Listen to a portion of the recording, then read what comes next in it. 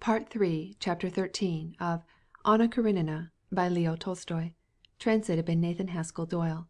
This recording is in the public domain. Read by Marianne Spiegel. No one except Alexey Alexandrovitch's most intimate friends suspected that this apparently cold and sober-minded man had one weakness absolutely contradictory to the general consistency of his character. He could not look with indifference at a child or a woman who was weeping. The sight of tears caused him to lose his self-control, and destroyed for him his reasoning faculties. The manager of his chancellery and his secretary understood this, and warned women who came to present petitions not to allow their feelings to overcome them unless they wanted to injure their prospects. "He will fly into a passion and will not listen to you," they said. And it was a fact that the trouble which the sight of weeping caused Alexey Alexandrovitch was expressed by hasty irritation. I cannot do anything for you. Please leave me," he would exclaim, as a general thing, in such cases. When, on their way back from the races, Anna confessed her relations with Vronsky, and, immediately afterwards covering her face with her hands, burst into tears, Alexey Alexandrovitch, in spite of his anger against his wife, was conscious at the same time of that deep, soul-felt emotion welling up which the sight of tears always caused him. Knowing this, and knowing that any expression of it would be incompatible with the situation, he endeavored to restrain any sign of agitation, and therefore he neither moved nor looked at her. Hence arose that strange appearance of death-like rigidity in his face which so impressed Anna. When they reached home, he helped her from the carriage, and having made a great effort, he left her with ordinary politeness, saying only those words which would not oblige him to follow any course. He simply said that on the morrow he would let her know his decision. His wife's words, confirming his worst suspicions, caused a keen pain in his heart, and this pain was made still keener by the strange sensation of physical pity for her, caused by the sight of her tears. Yet as he sat alone in his carriage, Alexey Alexandrovitch, to his surprise and pleasure, was conscious of an absolute freedom, not only from that sense of pity, but also from the doubts and the pangs of jealousy which had of late been tormenting him. He experienced the feelings of a man who has been suffering for a long time from a toothache. After one terrible moment of agony, and the sensation of something enormous, greater than the head itself, which is wrenched out of the jaw, the patient, hardly able to believe in his good fortune, suddenly discovers that the pain that has been poisoning his life so long has ceased, and that he can live and think and interest himself in something besides his aching tooth. This feeling Alexey Alexandrovitch now experienced. The pain had been strange and terrible, but now it was over. He felt that he could live again and think of something besides his wife. Without honor, without heart, without religion, an abandoned woman. I have always known this, and I have always seen it, though out of pity for her I tried to shut my eyes to it, he said to himself. And it really seemed to him that he had always seen this. He recalled many details of their past lives, and things which had once seemed innocent in his eyes now clearly came up as proofs that she had always been corrupt. I made a mistake when I joined my life to hers, but my mistake was not my fault, and therefore I ought not to be unhappy. I am not the guilty one, said he, but she is. But I have nothing more to do with her. She does not exist for me. All that would befall her as well as his son, toward whom also his feelings underwent a similar change, now ceased to occupy him. The only thing that did occupy him now was the question how to make his escape from this wretched crisis in a manner at once wise, correct, and honorable for himself, and having cleared himself from the mud with which she had spattered him by her fall, how he would henceforth pursue his own path of honorable, active, and useful life.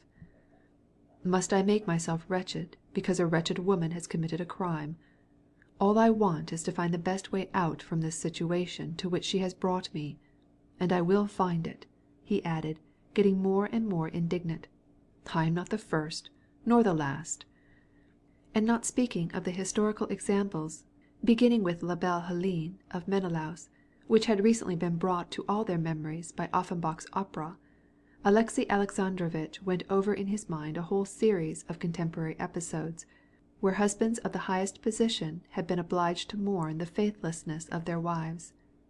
Daryelov, Poltavsky, Prince Karabanov, Count Paskudin, Drom, yes, even Drom, honorable, industrious man as he is, Semenov, Shagin, Sagonin. Admit that they cast unjust ridicule on these men. As for me, I never saw anything except their misfortune, and I always pitied them, said Alexey Alexandrovitch to himself, although this was not so, and he had never sympathized with misfortune of this sort, and had only plumed himself the more as he had heard of wives deceiving their husbands. This is a misfortune which is likely to strike anyone, and now it has struck me. The only thing is to know how to find the best way of settling the difficulty. And he began to recall the different ways in which these men, finding themselves in such a position as he was, had behaved. Daryelov fought a duel. Dueling had been a subject of consideration to Alexey Alexandrovitch when he was a young man, and for the reason that physically he was a timid man, and he knew it. He could not think without a shudder of having a pistol levelled at him, and never in his life had he practised with firearms. This instinctive horror had in early life caused him often to think about dueling, and to imagine himself to expose his life to this danger. Afterward, when he had attained success and a high social position, he had got out of the way of such thoughts, but his habit of mind now reasserted itself, and his timidity, owing to his cowardice, was so great that Alexey Alexandrovitch long deliberated about the matter, turning it over on all sides, and questioning the expediency of a duel, although he knew perfectly well that in any case he would never fight. Undoubtedly the state of our society is still so savage, he said, though it is not so in England, that very many, and in these many, to whom such a solution was satisfactory, there were some for whose opinions Alexey Alexandrovitch had the very highest regard. Looking at the duel from its good side, to what result does it lead? Let us suppose that I send a challenge. And Alexey Alexandrovitch went on to draw a vivid picture of the night that he would spend after the challenge, and he imagined the pistol aimed at him and shuddered, and realized that he could never do such a thing. Let us suppose that I challenge him to a duel.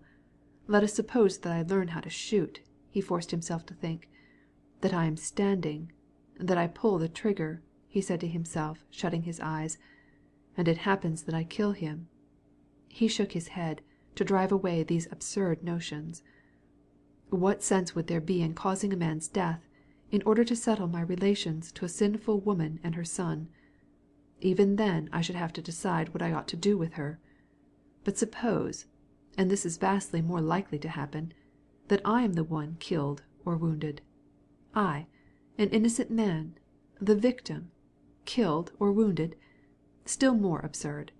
But, moreover, would not the challenge to a duel on my part be a dishonorable action, certain as I am beforehand that my friends would never allow me to fight a duel? Would never permit the life of a government official, who is so indispensable to Russia, to be exposed to danger? What would happen? This would happen, that I, knowing in advance that the matter would never result in any danger, should seem to people to be anxious to win notoriety by a challenge. It would be dishonorable. It would be false. It would be an act of deception to others and to myself. A duel is not to be thought of, and no one expects it of me. My sole aim should be to preserve my reputation, and not to suffer any unnecessary interruption of my activity. The service of the state, always important in the eyes of Alexey Alexandrovitch, now appeared to him of extraordinary importance. Having decided against the duel, Alexey Alexandrovitch began to discuss the question of divorce, a second expedient which had been employed by several of the men whom he had in mind. Calling to mind all the well-known examples of divorce, and there had been many in the very highest circles of society, as he well knew, he could not name a single case where the aim of the divorce had been such as he proposed. The husband in each case had sold or given up the faithless wife, and the guilty party who had no right to a second marriage.